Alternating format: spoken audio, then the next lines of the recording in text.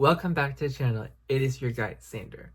So first, I would like to start by saying I'm sorry that I have not posted in such a while. Things have gotten quite a little busy on my end than what I expected. A quick PSA, I actually went to a state conference a few weeks ago and I did a vlog about it, which you'll probably see shortly right after this video is uploaded.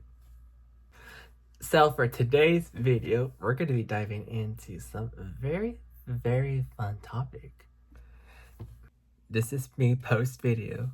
So I just found out while editing I accidentally deleted the portion of what came after that last slide. So I thought I'd go ahead and say it, that this video, in case you didn't quite catch this bit, is actually talking about my diagnosis, more particularly my autism diagnosis. So let's get right back to the video, right on to the next scene. So, from my knowledge, I was accordingly to a very average, typical baby. And that was before the 18 months hit. When I turned 18 months old, that's when things took a really rather different turn. So like the first thing, like my mom noticed the first signs, but she didn't notice that there were like any red signs of that immediately. So like for instance, I would always line up every single object like cologne or perfume, and I set them up in a very perfect organized row. And she didn't think nothing of it. She just thought like, oh, this could be a very organized kid when he grows up. That could not be further from the truth. In fact, there were other signs right afterwards that occurred besides that whole ritual behavior. Aside from that, I was not verbal. And in addition to that, I also was very super sensitive to light and sounds.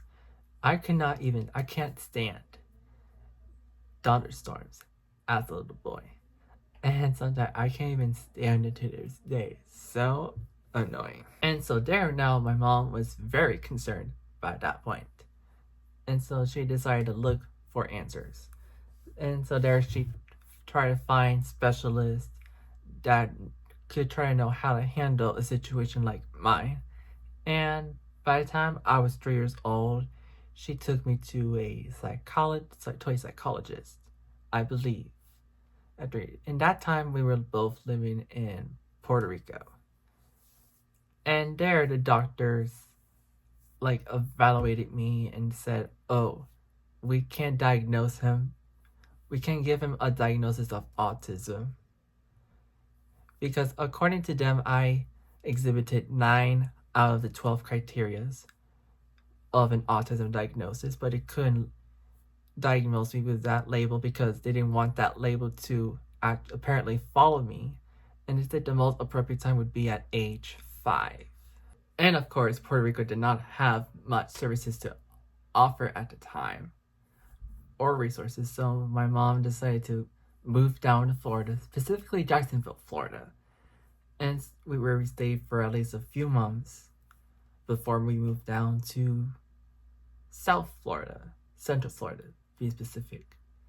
And by that time frame, in Jacksonville, my mom found one specialist that was able to evaluate me for IEP for like IEP processes for me to be able to start school.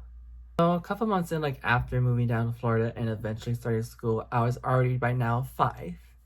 And so there, my mom, sorry about that, sorry.